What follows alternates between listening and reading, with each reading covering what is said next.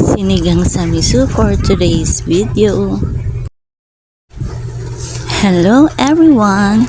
Ayan, papakita ko lang sa inyo kung paano magluto ng sinigang sa miso. Alam ko naman may kanya-kanya tayong paraan kung paano magluto ng sinigang sa miso. Gusto ko lang naman ipakita sa inyo na marunong po ako magluto. Ayan, igisa lang natin yung sibuyas at kamatis para lumabas talaga ang lasa.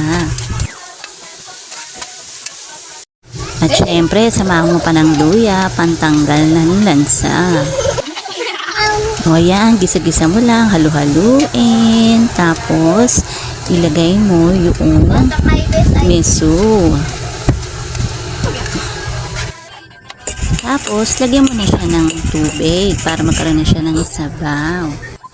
Sinalin ko pala siya sa isa pang lalagyan para mas maraming sabaw.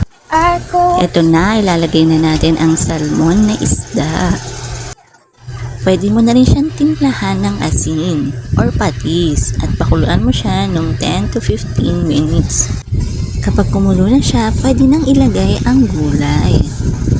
Pakuluan mo ulit ito ng mga 10 minutes. Ilagay mo na rin ang panigang. Hayaan mo lang siyang kumulo and then mamaya pwede mo na ilagay yung kangkong or mustasa. O eto na, luto na po. Thank you for watching. Tara, kain tayo. Follow for more.